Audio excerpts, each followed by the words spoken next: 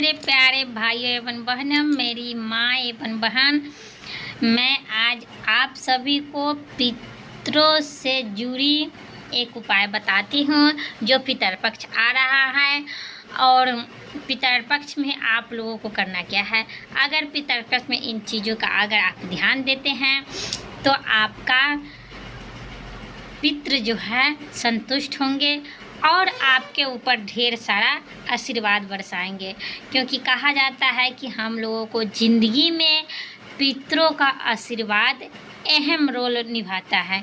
क्योंकि बहुत ऐसी चीज़ें हैं जो इंसान नहीं कर पाता है और इसके वजह से हम लोगों को बहुत ही कठिनाइयाँ झेलनी पड़ती हैं। तो पितरों का आशीर्वाद अति आवश्यक है। क्योंकि साल भर में वीडियो स्किप मत कीजिएगा, क्योंकि अगर वीडियो स्किप कर देंगे तो मैं जो बीच बीच में बात बोलूँगी वो आपको समझ में नहीं आएगा। साल भर के बीच एक बार पितरों के लिए जो तिथि और दिन होता है वो 15 दिनों का, उसमें लोग पिंडदान, पानी, दर्पण ये सब अर्पित करते रहते हैं। लेकिन इनमें से भी कुछ खास ज़रूरी बातें हैं जो अगर आप लोग अगर करते हैं तो बहुत ही पुण्य मिलता है। क्योंकि कहा जाता है कि पुण्य के बिना मेरी ज़िंदगी व्यर्थ है। क्योंकि इंसान के अंदर जब पुण्य नहीं होगा और पाप बढ़ेगा तो जैसे कि लंका सोना का था वो जलकर राख हो गया, इसी तरह मेरी ये ज़िंदगी जलकर राख हो जाएगी।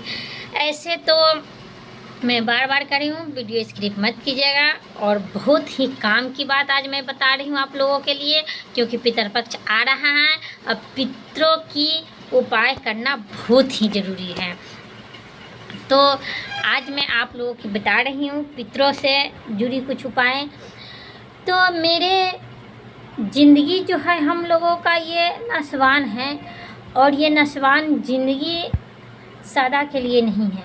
इसीलिए मैं भगवान हम लोगों को इसलिए भेजे हैं कि पुण्य आत्मा करके आप अपनी ज़िंदगी को मुक्त बना सकते हैं। क्योंकि ये जन्म मरण की प्रक्रिया जो है जो बहुत ही दर्दनाक और दुखद है।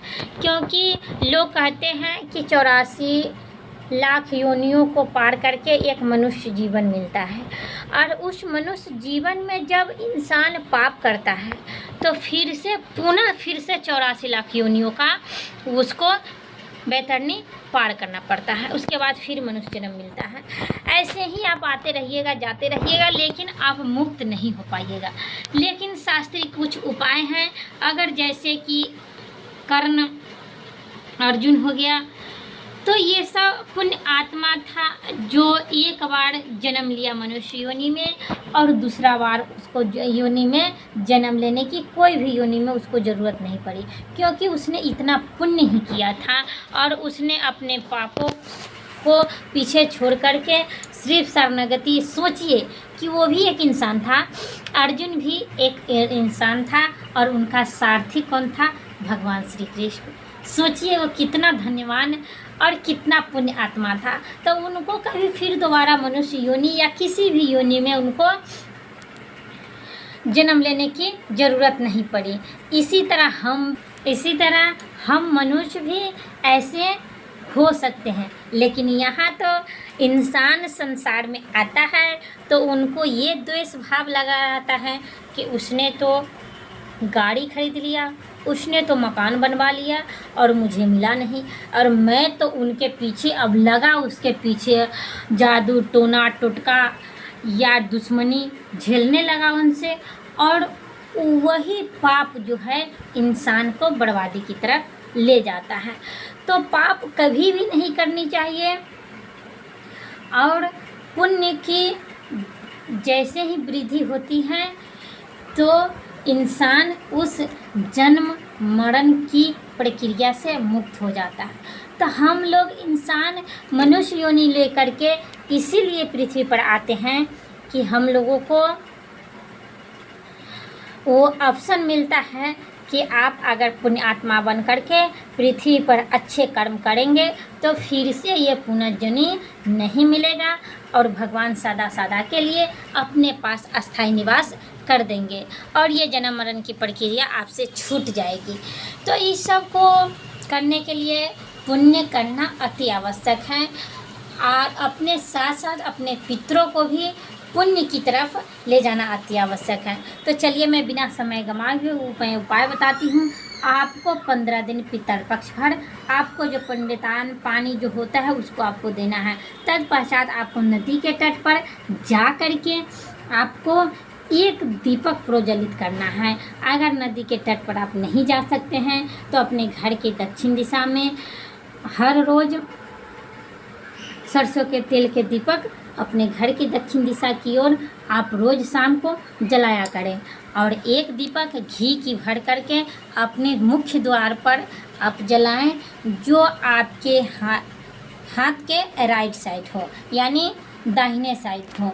अगर ये चीज़ जलाते हैं, घी की दीपक जलाते हैं, इनसे आपकी प्रेम पितरों की आप लोगों की आशीर्वाद मिलेगी और भरपूर आशीर्वाद मिलेगी इन सब चीज़ों से। और एक दीपक पितरपक्ष भर के लिए मैं बात कर रही हूँ। एक दीपक आपको बेलपत्री के वृक्ष के नीचे जलाना है, एक घी का दीपक जलाना है। एक दीपक आपको पितरपक्ष भर शिव के जो चौखट होता है मंदिर, शिव मंदिर के अंदर, शिवलिंग के अंदर जो बाहर से निकलते हैं जो चौखट होता है उस चौखट के नीचे आपको एक दीपक प्रोज्वलित करना है। ये सिर्फ पितरपक्ष भर की उपाय है। इन सब चीज़ों को अगर आप करेंगे तो आपके ऊपर पितरों के आशीर्वाद अवश्य प्राप्ति होगी। और दूसरा एक और उपाय है जो आपको पितरपक्ष भर करना है। आपके घर में जो भी खाना सामग्री बनेगा उनमें से थोड़े कौवे के लिए और थोड़े कुत्ते के लिए और कुछ गाय के लिए और कुछ चींटियों के लिए ज़रूर निकालिएगा।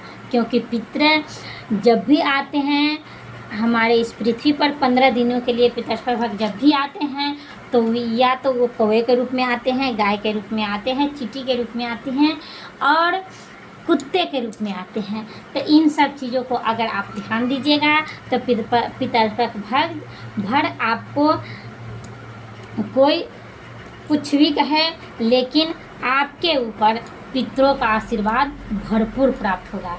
अगर इन सब चीज़ों को अगर ध्यान देते हैं तो पितर संतुष्ट होंगे और आपके ऊपर ढेर सारा आशीर्वाद बरसाएंगे जिनसे आपके आर्थिक स्थितियों का सामना न करना पड़ेगा। आपको बीमारी से ग्रसित जो लोग हैं उनसे आपको बचना पड़ेगा। अगर आपके ऊपर कोई जो जादू टोना टोटका अगर कोई मंत्र प्रक्रिया कर रहा है उससे भी आपको राहत मिलेगा। कई सारी ऐसे आशीर्वादें हैं जाका जो भी इंसान अगर जादू टोना टोटका करता है तो पितरों के द्वारा ही किया जाता है। क्योंकि कोई भी इंसान मरते हैं तो पितृ के रूप में ही उसको समर्पित किया जाता है और उसी के रूप में जादू टोना कर करके आपके घरों में लोग अक्सर भेजते हैं। तो इन सब चीज़ों को आप ज़रूर ध्यान दीजिएगा।